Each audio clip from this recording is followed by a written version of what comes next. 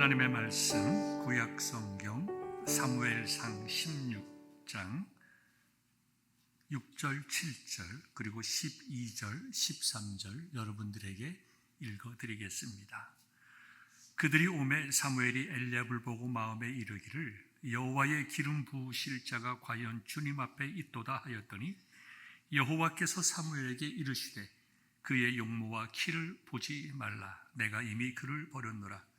내가 보는 것은 사람과 같지 아니하니 사람은 외모를 보거니와 나 여호와는 중심을 보노니라 하시더라.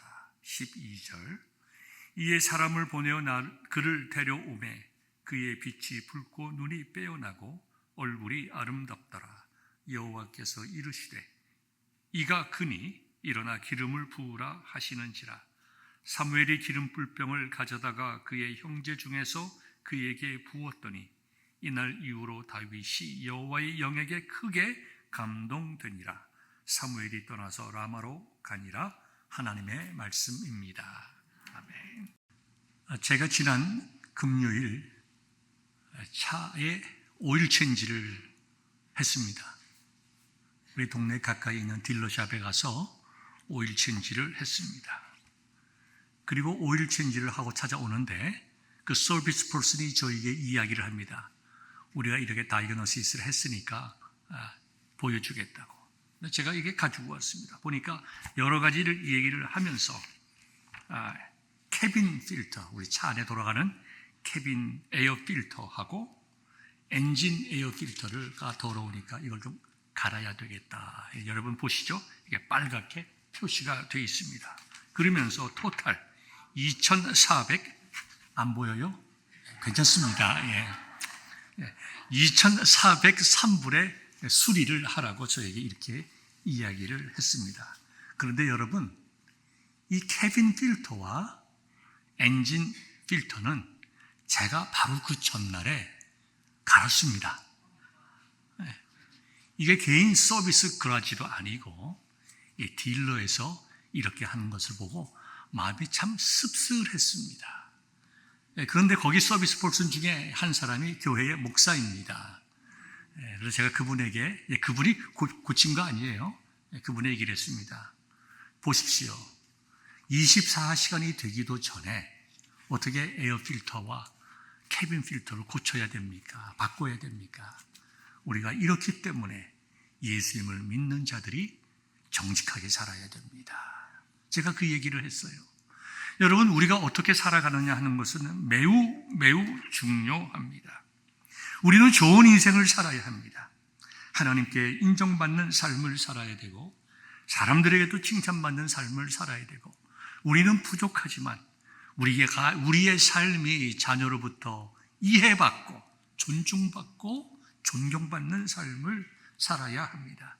누구도 완벽한 사람이 없습니다. 그 어느 누구도 완벽하지 않기에 다 흠결이 많지만 우리 자녀들이 우리를 볼 때에 성도가 성도를 볼 때에 그래도 우리 부모가 그래도 내 남편이 내 아내가 내 자녀가 믿음으로 살기 위해서 선하게 살고 정직하게 살기 위해서 하나님 앞에 부르짖고 엎드려 기도한다고 하는 좋은 영적인 영향력을 베푸는 자들이 되어야 됩니다. 세상에는 조금 전에 말씀드린 것과 같은 이런 경우만 있는 것이 아닙니다. 제가 35년 전 세인트루이스에서 신학 공부를 할 때입니다. 신학교 1학년 때에 처음으로 중고차를 샀습니다. 판티엑 6000, 아마 미국 생활을 오래 하신 분들은 그 차가 기억이 날 것입니다. 6기통 차를 샀는데요. 그 당시에는 이 엔진 튠업을 3,000마일마다 했습니다. 여러분 지금은 10만 마일 지나도 안 합니다. 근데 그 당시에는 그랬어요. 그래서 보통 오일 체인지를 하면서 엔진 튠업, 뭐 대단한 것 아닙니다. 스파크 엔진의 스파크 플러그를 체인지하는 건데요. 그게 6기통 차였기 때문에 엔진 스파크 플러그를 6개를 교체를 해야 됩니다. 근데 한 번은 튠업을 하러 갔는데 그 서비스 퍼슨이 저를 불러요. 동네에 있는 조그만 가라지입니다. 이리 좀 오라고 하면서 저보고 그래요. This is original. Never been changed. 저한테 설명을 해줘요. 그 판티엑 6000D에 6개의 엔진 스파크 플러그를 가려면 5개는 쉽게 체인지할 수가 있습니다. 나머지 하나는 저쪽 구석에 들어갔기 때문에 손이 좀 큰 사람들은 힘들어요. 자기 차가 아니니까 갈기 쉬운 5개만 갈고 하나는 갈지 않은 거예요. 그러면서 그게 그 당시 한 8만 마일 오래된 중고차인데 얼마나 많은 엔진 튠업을 했겠어요. 스파크 플러그를 갈았겠어요. 적어도 20번 이상은 갈았을 텐데 그 누구도 갈지 않은 그 엔진 스파크 플러그를 그 사람은 갈아줬습니다. 저는 그때 그 참 많은 도전을 받았어요. 신학교 1학년 때니까 얼마나 예민합니까? 내가 믿음 가운데 살아야 되겠다. 정직하게 살아야 되겠다. 남이 보던 보지 않던, 남이 알아주건 알아주지 않건 내가 목사가 되어야 될 사람이니까 내가 진실하고 정직하게 살아야 되겠다. 여러분, 사실 제가 신학 공부를 4년 동안 했지만 별 기억나는 것 없습니다.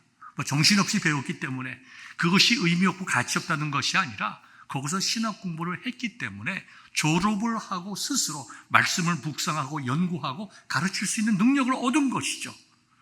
그런데요, 저는 그 이름도 알지 못하고 정말 얼굴도 기억나지 않은 그 미케닉 한 사람이 나에게 준 메시지는 너무너무나 컸다는 것을 여러분들에게 고백을 합니다. 그래서 지난 금요일 날 차를 몰고 오면서 그 미케닉 생각이 났어요. 이렇기 때문에, 세상이 이렇기 때문에 우리가 믿음으로 살아야 된다.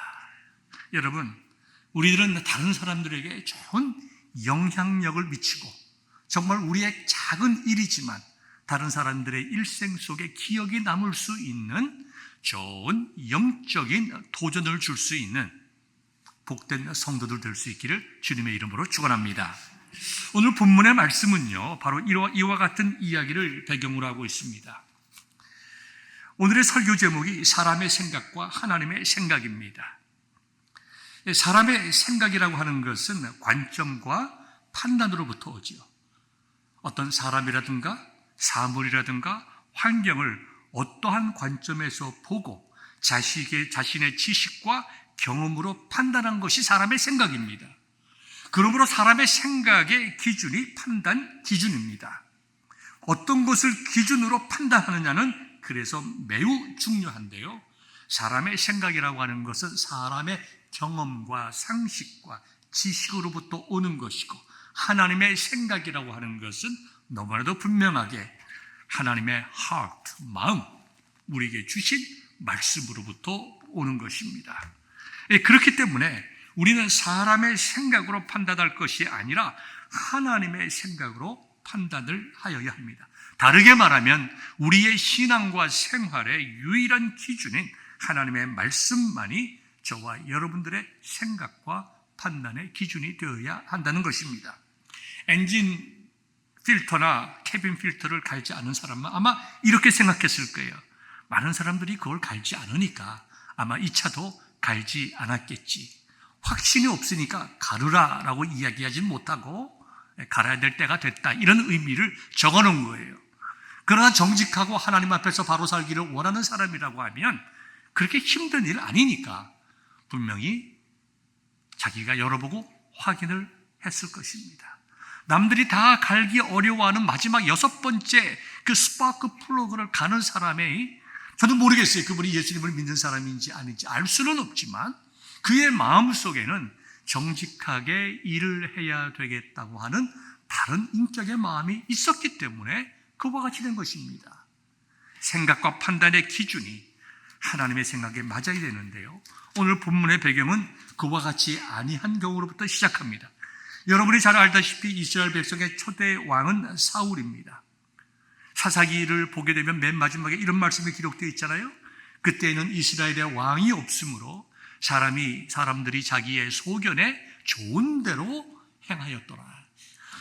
하나님의 왕이 왜 없습니까? 하나님이 그들의 왕이셨지만 그들이 하나님을 왕으로 두지 아니하였으므로 하나님의 말씀이 그들의 신앙과 생활의 기준이 되지 못했습니다.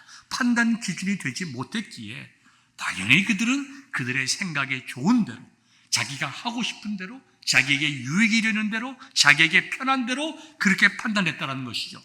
그렇게 해서 왕을 뽑았는데 하나님께서 기뻐하지 않으셨습니다.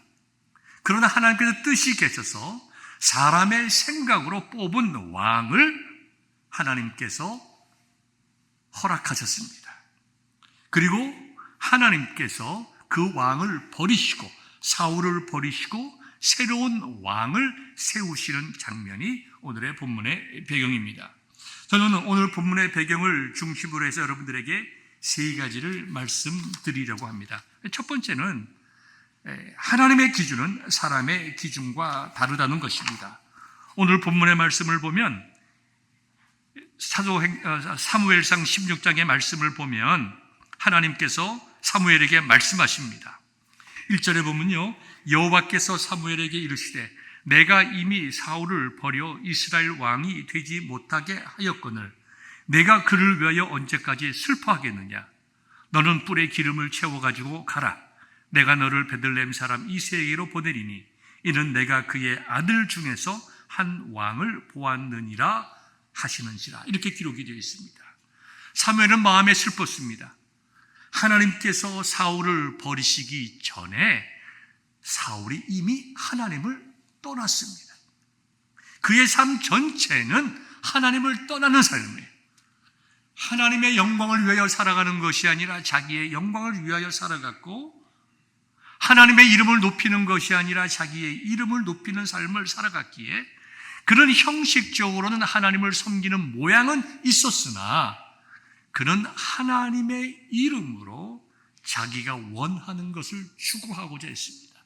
마치 사람들이 살아가면서 하나님을 위하여 하나님께 헌신과 순종의 삶을 살아가기보다 자신의 삶을 살아가기 위하여 하나님 도와주세요. 날 도와주세요.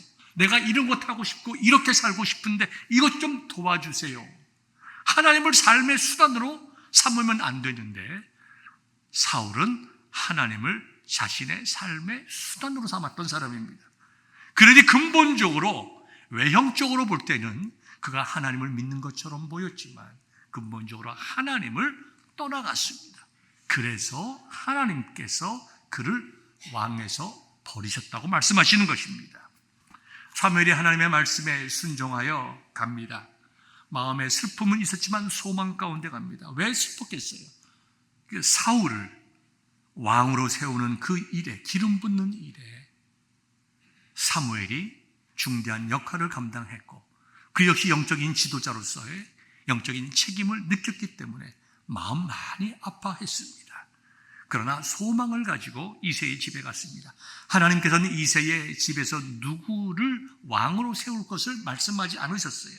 믿음으로 가는 것입니다. 그래서 이새의 집에 가서 이야기를 합니다. 이제 하나님께서 하나님의 뜻을 따라서 내가 이 집에 왔으니 나에게 아들들을 소개해 주십시오. 본문 16장 6절이죠.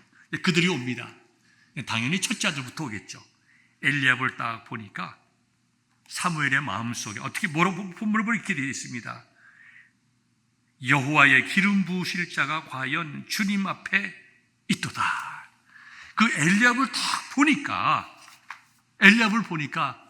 와우, 여기 정말 대단한 사람인데 정말 하나님께서 나로 하여금 이 엘리압에게 기름 부어 사울을 대신하여 2대 왕으로 세우시려고 하시는가 보다. 그때 하나님께서 그 마음을 벌써 읽으시고 사무엘에게 말하십니다. 7절이죠. 여호와께서 사무엘에게 이르시되 그의 용모와 키를 보지 말라. 아마 그가 아주 멋진 사람이었던 모양이에요. 키도 굉장히 컸던 모양이에요. 딱 보았을 때에 진짜 왕이 될 만한 사람처럼 보였던 것입니다. 근데 하나님께서 뭐라고 말씀하셨냐 하면 내가 이미 그를 버렸노라. 여기서 버렸다고 하는 말씀은 이 엘리압이 특별히 하나님 앞에 큰 죄를 지어서 하나님께서 그를 버렸다는 것이 아니라 원어적인 의미는 하나님께서 그를 선택하지 아니했다. 내가 그를 선택하지 아니하고 옮겨 놓았다라는 것입니다. 이 사람이 아니다라는 거예요. 그러면서 사무엘에게 가르쳐 주십니다. 내가 보는 것은, 즉 하나님이 보는 것은 사람과 같지 아니하니 사람은 외모를 보거니와 나 여호와는 중심을 보시니라. 사람의 생각과 하나님의 생각이 다르다는 것입니다.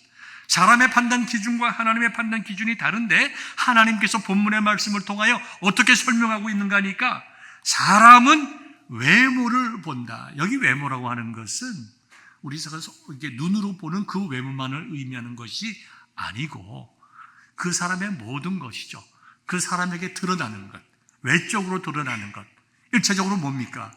뭐 키가 될 수 있겠죠. 왕이니까 장군이 돼야 되는 거니까 전쟁에 나가서 싸워야 되는 사람이니까 키가 크고 아마도 아주 우람하게 생기고 멋지게 남성처럼 생겼으면 우리가 참 좋아했을 것입니다. 그 사람은 어떤 은사나 학식일 수가 있어요. 그러니까 우리가 외모라고 하는 것은 일반적으로 사람이 다른 사람을 판단하는 기준이라고 할 수 있겠죠. 여러분 이건 너무 당연하지 않습니까? 직장에서 어떻게 사람들을 뽑습니까? 외모로 사람을 뽑죠. 여기 외모라는 것은 그 사람의 실력입니다. 요즘 유명한 말 중에 하나가 외모도 능력입니다. 잘생긴 것도 능력이라는 거예요. 아름답게 생긴 것도 능력이고 실력이라는 것입니다. 사람의 외적인 아름다움, 그 사람의 가진 어떤 스펙, 어떤 학력, 어떤 능력, 이런 것을 가지고 사람을 선택하고 뽑고 상대방을 사랑하고 좋아하고 결혼하는 것. 이게 여러분 이거 너무나 당연한 일 아닙니까? 당연한 일이죠. 상식적인 일이죠. 세상 사람들이 다 그렇게 합니다. 그게 사람이 보는 눈이에요. 그런데 하나님은 그렇게 하지 않으신다는 거예요. 사람의 생긴 것, 사람의 가진 것, 사람의 어떤 능력, 학식 이런 것으로 사람을 보지 아니하시고 그 중심에 무엇이 있는가로 사람을 보시고 판단하신다는 것입니다. 저는 이 말씀을 묵상하면서 참 감사하다. 얼마나 하나님 좋으신 분인지, 하나님 얼마나 페어하신 분인지. 만약에 하나님께서 목사를 세울 때에 흠이 없고 모든 일에 정말 깨끗하고 거룩하고 하나님의 말씀을 선포할 때에 정말 흠과 결이 없는 사람을 선택해서 주의 종으로 세웠다고 하면 저는 결코 이 자리에 서 있을 수 있는 사람이 못 됩니다. 학력적으로도 대단한 학식을 가져야만 하나님의 말씀을 선포할 수 있는 기회를 주신다고 하면 저는 이 자리에 서 있을 수 있는 사람이 못 돼요. 여러 가지 은사와 능력이 탁월해야 주의 종이 될 수 있다고 하면 저는 할 수 없는 사람입니다. 자격도 없고 기준에 맞지도 않아요. 그런데 제가 하나님의 종이 된 것은 우리 모두 다 마찬가지이지만 뭐예요? 하나님의 전폭적인 은혜잖아요. 우리가 목회를 하던 목양을 하던 비즈니스를 하던 군대에서 일을 하건 무엇을 하든지 하나님께서 우리를 부르시고 그 일을 감당할 수 있도록 은혜 주셨기 때문에 우리가 그 일을 하는 거잖아요. 얼마나 감사한지. 외모를 보지 아니하신 하나님, 참 좋으신 하나님. 네? 제가 참 마음에 위로를 받았어요. 동시에 굉장히 큰 도전을 받았습니다. 내 중심이 하나님 보시기에 바른가? 감사하지만 동시에 하나님 앞에 찔리는 것이 얼마나 많이 있었는지, 하나님 보시기에 내가 바른 삶을 살아야 할 텐데, 하나님 보시기에 아름다운 삶을 살아야 할 텐데, 내가 하나님께서 나도 때때로 알지 못하는 내 마음의 중심을 보실 때에 내가 하나님 앞에 설 수 있을까? 하나님 불쌍히 여겨주시고 용서해 주시고 은혜를 베풀어 주옵소서. 우리는 하나님의 기준에 따라서 우리 자신들을 보는 게 중요합니다.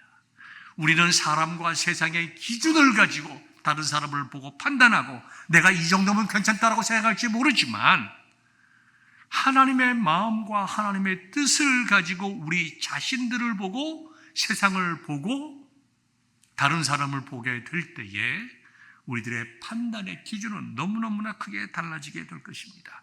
그런데 우리가 얼마나 실수하기 쉬우냐 하면 사무엘을 보십시오. 사무엘이 어떤 분입니까? 탁월한 분입니다. 사울을 통해서 한번 경험했습니다. 그럼에도 불구하고 엘리압을 딱 보자마자 와, 이 사람이구나. 그렇게 실수했다는 것입니다. 그럼 우리는 얼마나 많이 실수하겠어요? 그렇게 탁월한 영적인 사람 사무엘이 실수했다고 하면 우리가 생각하고 판단하는 것이 얼마나 엉터리겠느냐는 것을 우리 자신들은 깨달을 필요가 있습니다. 동시에 우리 자신들을 보면서 나 같은 사람이 나는 가진 것도 없고 능력도 없고 내세울 것도 없고, 여러분 아닙니다.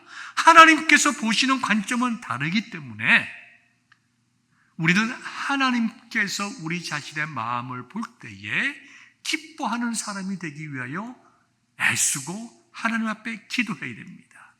하나님께서 기뻐하시고 아름다운 정말 마음에 합한 사람이 되는데 여러분 돈 들어갑니까? 아니요. 학교 가서 대학원 가서 석박사 해야 됩니까? 아닙니다. 탁월한 특별한 은사와 능력이 있어야 됩니까? 아닙니다. 하나님께서 보시는 마음은 세상이 보는 것과 다르기 때문에 우리는 우리의 마음의 중심이 하나님 보시기에 합한 사람이 될 수가 있다. 다윗과 같은 우리의 삶을 살 수 있다고 하는 그런 희망과 용기를 가질 수 있기를 간절히 소망합니다. 다윗이 왔습니다. 이새가 아들이 8명인데요. 7명이 다 지나갔습니다. 하나님이 아니라고 그러는 거예요. 8번째 다윗이 왔는데요. 다윗을 보니까 이렇게 기록되어 있습니다. 12절에 그의 빛이 붉고 눈이 빼어나고 얼굴이 아름답더라. 그러네. 다윗도 역시 외모가 뛰어났나 보다. 여러분 우리가 이것을 잘 생각해야 됩니다. 다윗의 아버지 이새가 사무엘에게 이렇게 얘기를 합니다. 7명이 다 갔거든. 집안에 있는 형제들이요, 더 이상 다른 사람이 없냐? 그랬더니 뭐라고 얘기를 하냐면 11절입니다. 사무엘이 이새에게 이르되 네 아들들이 다 여기 있느냐? 이새가 이르되 아직 막내가 남았는데 그는 양을 지키나이다. 이 표현이 참 재밌는 표현이에요. 막내라고 하는 것은 제일 어리다라는 말이죠, 1차적으로. 그러나 또 다른 의미가 무엇인가 하면 중요하지 않다는 거죠. 중요하지 않고 별 존중받지 못하는 거예요. 그 다음에 양을 지키는 자. 이 양을 지키는 자는 양을 이렇게 다스리고 인도하는 것이 아니라 양이 풀을 잘 먹는지를 보고 관리하는 거예요. 그러니까 아직까지는 양을 이렇게 양떼를 끌고 다니고 몰고 다니면서 양을 인도할 만큼의 경륜과 나이도 아직까지 차지 않은 사람이에요. 그러니까 나이도 어릴 뿐만 아니라 부모가 봤을 때 이 자리에 있을 필요가 없을 만큼 그는 그저 아직 꼬마고 어리고 사무엘 힘들게 사울을 다윗을 볼 필요가 없습니다. 이렇게 얘기를 하는 거예요.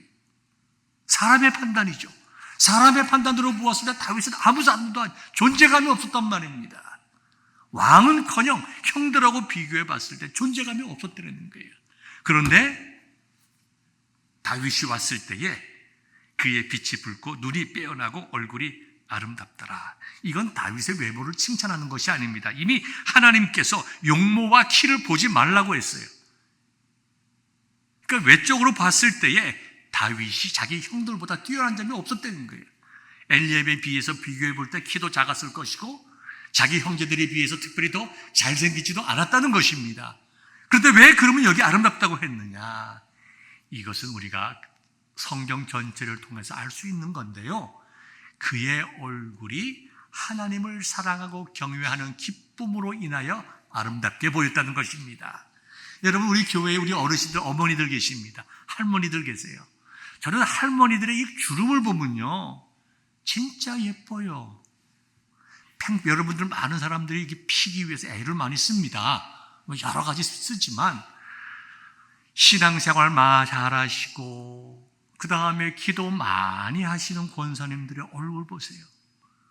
얼굴이 밝습니다. 얼굴에 기쁨이 있어요. 얼굴에 감사함이 있어요. 그래서 얼굴이 예뻐요. 주름과 상관없이 얼굴이 쪼글쪼글해서 그 얼굴이 예쁘고 아름답습니다. 여러분 무슨 말씀인지 아실 거예요. 다윗이 그랬다는 거예요. 아버지와 형들에 비해서는 사람의 판단으로 볼 때는 존재 가치가 없을지 모르지만 하나님을 찬양하고 사랑하는 그의 마음으로 인해서 그의 풍성한 영성으로 인해서 그의 얼굴이 빛이 나고 헐레벌떡 뛰어와가지고 얼굴이 상기하고 불그레했을 때에 참 아름다웠다. 여러분, 다 아름다운 성도들 되시기를 바랍니다. 너무 필라고 생각하지 마세요. 어차피 안 됩니다. 어차피 안 돼요. 많이 피려고 애쓰시면 나중에 힘들어집니다. 여러분들 잘 아시잖아요. 우리가 오늘만 사는 것 아니고 앞으로 살 날이 많으면 하나님, 내가 이제 피기를 중지하겠습니다. 그러나 내 얼굴이 하나님을 찬양하는 마음과 그 기쁨으로 인해서 다윗의 젊은 얼굴과 같이 환하게 하시고 내 얼굴에 빛이 나게 하시고 내 얼굴에 기쁨이 충만케 하사 내 주름 사이사이마다 하나님의 은혜와 기쁨이 가득 쌓이게 하옵소서. 여성분들, 이게 아멘이죠? 이거 아멘 안 하면 곤란합니다. 다 같이 아멘 합시다. 아멘. 우리가 그런 인생 살아야 됩니다. 그래서 하나님 보시기에 예뻐야 돼요. 하나님 보시기에 아름다워요. 왜요? 보는 기준이 다르기 때문에. 두 번째는요, 저와 여러분들이 그러면 하나님의 기준은 무엇을 통해서 하나님의 기준을 부었던가? 하나님의 마음에 합한가 합하지 않은가, 그것을 통하여 하나님께서 사람의 마음을 판단하신다는 것입니다. 다시 말씀드려서 다윗은 하나님께서 보시기에 하나님 마음에 합했다는 거예요. 우리가 사도행전 13장 21절부터 23절에 보면 이런 말씀들이 기록되어 있습니다. 내가 이새의 아들 다윗을 만나니, 지금 사도 바울은 사울로부터 시작해서 쭉 예수 그리스도까지 지금 말씀을 하고 있는데요. 내가 이새의 아들 다윗을 만나니 내 마음에 합한 사람이라 내 뜻을 다 이루게 하리라 하셨다. 그 다음에 사도행전 13장 23절에 보니까 하나님이 약속하신 대로 이 사람의 씨에서 이스라엘을 위하여 구주를 세우셨으니 곧 예수라. 다윗을 향하여 하나님께서 내 마음에 합한 자, 내 마음에 합한 자가 어떤 사람인가? 여러분, 이제 예를 몇 가지 들면 여러분이 쉽게 이해할 수가 있을 것입니다. 여러분, 룻기를 보시면 나오미와 룻의 대화가 나옵니다. 이제 모든 남편들이 다 죽고 이제 나오미가 고향 땅 베들레헴으로 돌아가게 됩니다. 그때의 며느리 룻에게 따라오지 마라. 네가 나를 따라오면 거기는 너에게 있어서 이방 땅이다. 우리 베들레헴에 있는 사람들은 이방 여자 모압 사람들을 아주 싫어한다. 그러니 와서 네가 견디기 힘들다. 그냥 넌 아직 젊고 아이도 없으니까 네 고향으로 돌아가서 결혼해서 행복하게 살아라. 시어머니의 인간적인 아픔도 여기 포함되어 있지만 시어머니 나오미의 마음은 그게 아닙니다. 자기의 며느리 룻이 하나님을 믿게 됐는데 이제 나와 함께 내 고향 땅 베들레헴으로 돌아가야 하나님을 잘 섬길 수 있는데 자기의 젊은 인생을 위해서 고향으로 돌아가면 하나님으로부터 멀어질 수밖에 없는데 과연 내 며느리 이 룻이 믿음을 가지고 나와 함께 새로운 인생을 살아갈 수 있겠는가? 그 믿음을 지금 테스트하고 있는 거죠. 그때의 그 룻이 그 어머니의 마음을 아는 거예요. 어머니의 마음을 하고 딴 얘기 하지 않습니다. 내가 이제 뭐 어떻게 결혼을 하겠습니까? 나도 한 번만 결혼하면 족합니다. 이런 얘기 안 했습니다.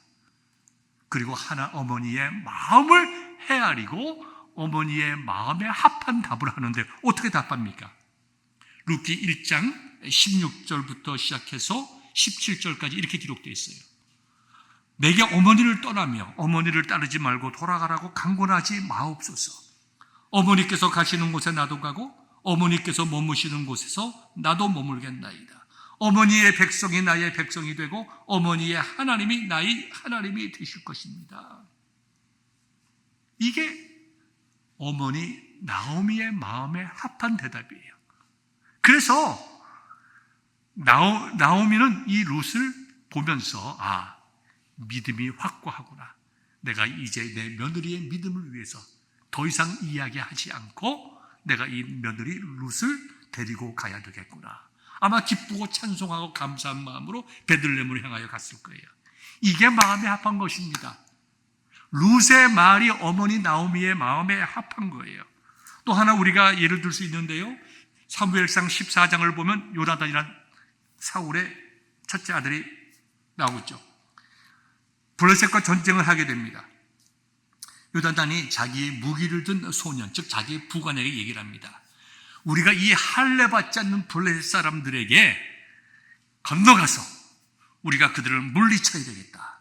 지금 우리가 너와 내가 가지만 전쟁이라고 하는 것은 하나님의 손에 달려 있는 것이다. 여호와의 구원이라고 하는 것은 사람이, 즉 군사가 많고 적음에 달려 있지 않다.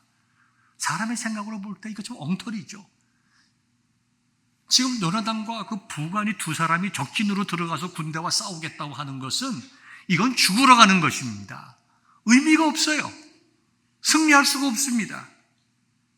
정말 어떻게 보면 정말 무지몽매한 일이에요. 그런데요, 14장 7절을 보니까 이렇게 기록되어 있습니다.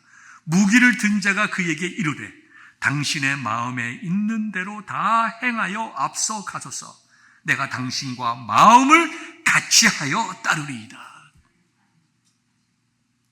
요나단이 적진으로 들어가서 싸우면 나도 같이 들어가서 싸우겠습니다. 당신이 전쟁이라고 하는 것은 사람의 많고 적음에 달려있지 않다고 하셨으니까 나도 그 말에 동의합니다. 나도 그렇게 믿겠습니다. 가십시오. 제가 따라가겠습니다. 이 부관, 즉 무기를 든 소년의 마음이 요나단의 마음에 합한 자의 마음이에요. 또 다른 예를 들어보면 열왕기상 3장에 보면 솔로몬이 하나님 앞에 지혜를 구하는 장면이 나옵니다. 1000번제를 드립니다. 1000마리의 번제물을 잡아서 하나님께 제사를 드립니다. 그러면서 하나님께 기도하죠. 하나님, 누가 이 많은 백성을 재판할 수 있겠습니까? 듣는 마음을 종에게 주사 주의 백성을 재판하여 선악을 분별하게 하소서. 듣는 마음, 하나님을 경외하는 마음, 하나님의 지혜를 구하는 마음, 하나님 말씀하옵소서, 종이 듣겠나이다. 이 마음이 하나님의 마음에 합한 마음이에요. 하나님께서 얼마나 기뻐하셨는지, 내가 너에게 무엇을 줄 것인가? 내가 구하지 아니한 부귀와 영광도 네게 줄 것이다. 내 평생에 왕들 중에 너같이 부와 영광을 누릴 자가 없을 것이다. 하나님께서 너무 기뻐하셔서 이것이 하나님의 마음에 합한 거예요. 다시 말씀드려서 하나님의 마음에 합한 것이라고 하는, 마음이라고 하는 것은 하나님의 생각에 자신의 생각을 맞추는 거예요. 하나님이 나를 통하여 이루시고자 하시는 것이 무엇인지 깨달아 그것을 행하기 위하여 자신을 드리는 것이 하나님 마음에 합한 것입니다. 다윗이 그랬다는 거예요. 다윗이 목동의로 불림을 받고 사무엘 앞에 섰을 때 그 전에 어떤 마음을 가지고 하나님을 경외했는지 성경에 기록되어져 있지 않습니다. 그러나 우리가, 여러분들이 너무나도 잘 아시다시피 다윗의 삶을 이렇게 비교해 보면 그의 마음의 중심에 있는 것, 그가 귀하게 여기는 것, 그가 추구하는 것, 그에게 기쁨이 된 것은 바로 무엇인가? 하나님을 찬양하는 것이었습니다. 하나님을 찬양하는 것. 기쁠 때나 슬플 때나 어려울 때나 힘들 때나 소망을 하나님께 두고 하나님만이 나의 힘이시요 나의 반석이시요 내 삶의 용기가 되는 것입니다. 용기입니다. 하나님께 그의 모든 것을 두고 하나님께 소망을 두고 살아갔다는 거예요. 우리가 시편 18편도 마찬가지고 시편 23편도 마찬가지입니다. 우리가 시편 23편을 보면 여호와는 나의 목자시니 내게 부족함이 없으리로다. 아주 편안한 것 같지만 사실은 다윗이 자기 아들 압살롬에게 쫓겨나서 신발도 못 신고 도망가면서 정말 비참함 속에 있을 때에도 하나님께 소망을 두고 그가 하나님 앞에 찬양을 했습니다. 하나님께서 그의 모든 어려움들을 하나하나씩 극복하게 하실 때에 시편 18편에는 나의 힘이 되신 여호와여 내가 주를 사랑하나이다. 다윗은 그가 힘들고 어려울 때만 하나님을 사랑한 것 아니에요. 그가 좋을 때만 하나님을 사랑한 것이 아니라 그가 힘들고 어려울 때도 하나님을 사랑하고, 그가 고난 속에 있을 때도 소망을 잃지 않고 하나님을 사랑하고, 하나님께서 그를 높여주실 때에, 어려움에서 그를 구해주셨을 때 그것을 자기가 교만하거나 자기의 힘으로 돌리지 아니하고 하나님께 영광 돌리는 찬송을 올렸는데요. 시편 18편의 내용을 가지고 우리가 복음성가가 하나 있죠. 나의 힘이 되신 여호와여. 다윗의 시입니다. 내가 주님을 사랑합니다. 주는 나의 반석이시며 나의 요새시라. 주는 나를 건지시는 나의 주, 나의 하나님, 나의 피할 바위시요 나의 방패시라. 나의 힘이 되신 하나님이여, 내가 주를 찬양하나이다. 내가 지금 공경과 슬픔과 괴로움과 억울함 속에 있지만, 여러분 생각해 보십시오. 다윗은 어떤 인품의 소유자인가? 그는 믿음의 사람이고 그는 겸손하고 온유한 사람이었지만 가장 중요한 것은 원수도 사랑했던 사람입니다. 그가 사울을 죽일 기회가 2번이나 있었지만 내가 어찌 하나님께서 세우신 종을 내 손으로 해할 수 있으리요. 원수까지도 사랑했던 그 마음을 통해서 하나님께서는 원수까지 사랑하셨던 예수 그리스도의 삶이 바로 이런 것이다, 우리에게 미리 예표해 주신 것입니다. 다윗은 그런 분이었어요. 하나님 마음에 합한 자였다 이거죠. 여러분, 이런 하나님 마음에 합하고 하나님 중심으로 살아가는 것은 우리가 얼마든지 우리의 나이에 상관없이, 우리의 배움에 상관없이, 우리의 가진 것에 상관없이 하나님 앞에 마음에 합한 삶을 살아갈 수 있습니다. 이렇게 하나님 앞에 마음에 합한 삶을 살아갈 때에 하나님께서는 그를 왕으로 세우시고 기름을 부으신 후에 성령께서 그와 함께 하심으로, 오늘 본문 13절에 보니까 이날 이후로 다윗이 여호와의 영에게 크게 감동되니라. 성령께서 그와 함께 하시고 은혜를 주셨다는 것입니다. 저와 여러분들 삶도 마찬가지 아닙니까? 우리가 하나님의 마음에 초점을 맞추고 하나님 앞에 바르게 살고 하나님의 음성을 듣고, 정말 룻과 같이, 그 다음에 요나단의 부관과 같이, 솔로몬과 같이, 요셉과 같이 하나님 앞에 진실하고 경건하게 하나님을 경외하면 하나님께서 그분의 성령을 통해서, 그분의 영을 통해서 우리의 삶을 인도해 주셔서 우리의 얼굴은 주름이 생긴다 하더라도 주름의 골 사이사이마다 하나님께서 주시는 은혜와 축복으로 채우신다는 거예요. 하나님의 약속의 말씀 아닙니까? 저와 여러분들은 그런 삶을 살았으면 좋겠어요. 하나님께서는 이제 마지막 3번째로는 사울과 다윗을 비교하심으로 하나님께서 어떠한 구원자를 우리에게 보내주실까를 말씀하고 계십니다. 하나님께서 우리에게 보내주실 메시아는 사람들이 보는 것처럼, 사울처럼, 엘리압처럼 멋있고 화려하고 대단하고 힘있고 하는 것이 아니라 다윗과 같이 온유하고 겸손하며 원수까지도 용서하고 사랑하고 원수의 죽음을 기뻐하지 아니하고 슬퍼했던 다윗과 같이 오실 메시아, 다윗의 씨로부터 오실 메시아는 다윗과 같이 온유와 겸손과 오래 참음과 용서의 메시아가 될 것이다. 다윗을 통해서 오실 메시아를 우리들에게 보여주시고, 사울을 통하여 하나님 없이 하나님을 떠난 삶의 결과가 어떤 것인지에 대해서 우리에게 보여주셨습니다. 이제 말씀을 맺습니다. 사랑하는 성도 여러분, 사람의 생각과 하나님의 생각은 다릅니다.